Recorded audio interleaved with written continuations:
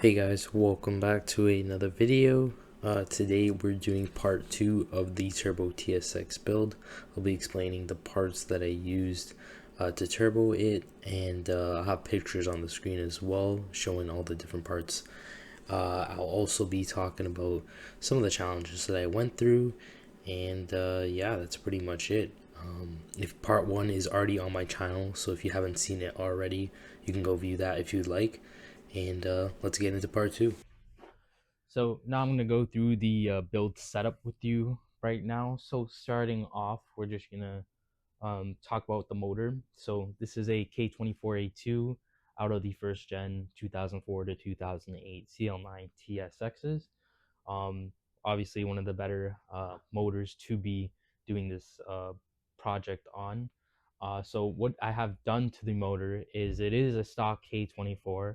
I did the Type S oil pump, and while I was there, I did a whole timing job as well. So it's pretty much stock K24 with just a Type S oil pump. I did the rocker covers um, as well, just because when putting them back on, I broke like two of the bolts, so I had to extract that and do a few of the rocker covers as well. But other than that, stock K24A2 with the Type S oil pump and fresh timing job done. Next up, we have the I guess I'll start off with the manifold. So uh, it's a T4 Sidewinder manifold with a 44 millimeter precision turbo wastegate, and then the dump tube faces downwards. Now, currently, this setup is going to be running low boost for now.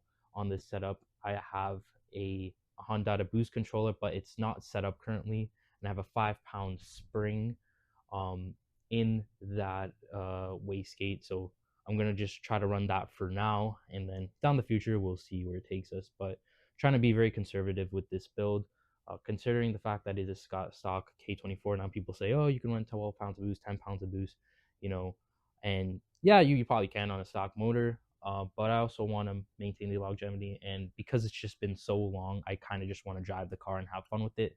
So I'm okay with running, 5, 6, 7 pounds of boost with the boost controller. So that's what the wastegate and the manifold setup is. So it's a T4. Now my turbo, I'm using the same turbo from the original setup I had. It's a 6062 Rev 9 turbo. It's a T3 turbo. So I did have to get an adapter plate from T4 to T3, which I ended up finding one, and that is it right there. It is oil cooled, oil lubricated, so not there's nothing to do with coolant there. And I just got this cone kind of filter, which sucks up the hot air obviously in the engine bay, which I will have to figure out to do something like that. But for now, that's a setup. That's a turbo setup. Also, you can see I spray painted it gold, just because um, it's high temp paint, and I just kind of like the gold color. Now, moving on to the intercooler piping, we've got pretty much 2-inch intercooler piping running to the front of the intercooler. Now, this also was a Facebook Marketplace find. It was off of the Turbo EP3, so the Honda Civic SIRs.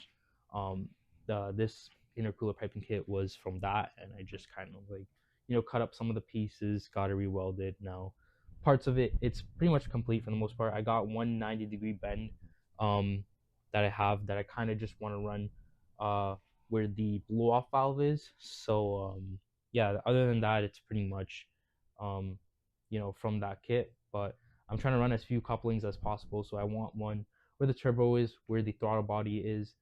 I have one piece joining between the intercooler and the turbo.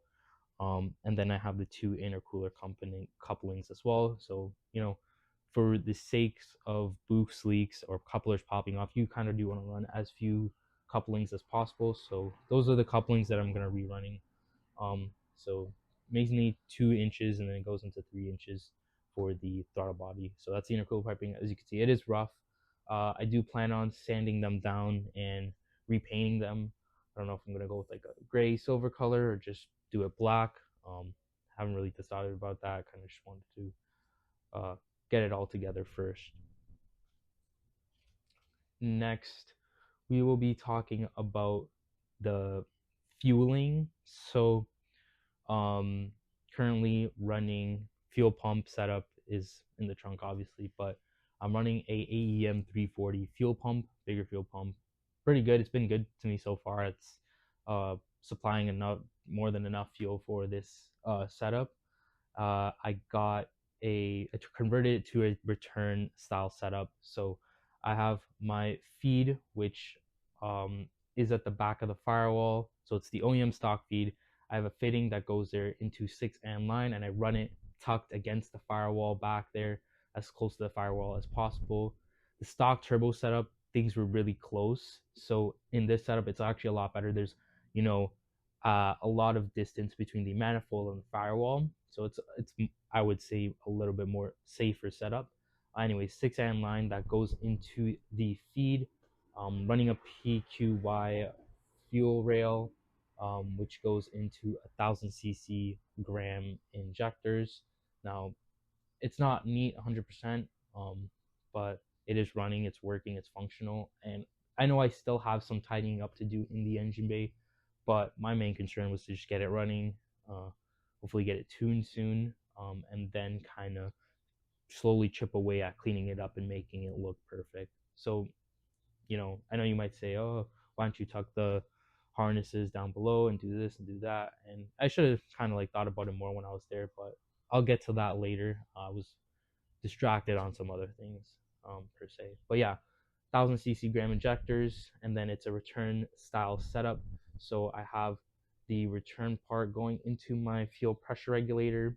Now, this part is going to be replaced soon, as I have had some, it's been acting up on me recently, weirdly enough. Um, I do notice that after driving it for a while, you know, and by a while I mean like more than like 30 to 40 minutes, and kind of giving it a little bit. I do notice the pressure regulator does get loud, and then the car at idle after warmed up after driving it hard a little bit, um, the few air fuel ratios start rationing up. So I think that this vacuum line is maybe leaking some fuel, or the diaphragm is internally um, you know kind of bad. So just for safety reasons, I am replacing this one. So it's not going to be a PYQ anymore. I'm going to be running an Evo Energy pressure regulator, which is ranging from 30 to 70 psi of fuel pressure, which is more than enough for this setup again. So it's a return style setup. So as you can see, I ran another 6 amp line from the pressure regulator all the way back into the fuel tank. So I did have to modify the fuel pump housing, um, in order to get a return side and I used the stock return side, but in order to get a return side as well as a um, feed side as well. So yeah, as for the exhaust setup, currently running, so the V band, there's the turbo is a V band flange on the exhaust side. So I'm currently running a V band, you know, exhaust setup, I guess you could say, 3 inch coming down around the bottom there, and then it's pretty much 3 inches, 3 inch subsection, with my narrow band and my wide band on the downpipe. Um, 3 inches all the way down to my Yanaka 2.5 inch mufflers. I just decided to run the mufflers because they give it a nice deep tone, and it's like kind of quiet and subtle, but it can be loud, when it's screaming. So I kind of like that. I just don't want to, because I plan on driving this thing for most of the part of the summer. I kind of do not want to be, too obnoxious, but I do like it when, you're in the high revs and you can kind of hear it go. So that's the exhaust setup right now. But other than that, I think I pretty much covered everything. If I'm forgetting it, I'll add it on later. Other than that, that's pretty much the TSX build, the turbo build that I have right now. Now, if you like this kind of content, I want to see more of this, please do leave a like down below, sub to the channel. But other than that, that's pretty much a rant. If you got any questions, feel free to leave them down below. I'm going to try to answer them as best as I can. And yeah, that's pretty much the journey of a, you know, college kid working, trying to build their car. So Definitely got a lot more, planned for the vehicle, and I do hope to capture that on content soon. So yeah, thanks for watching, and have an amazing day.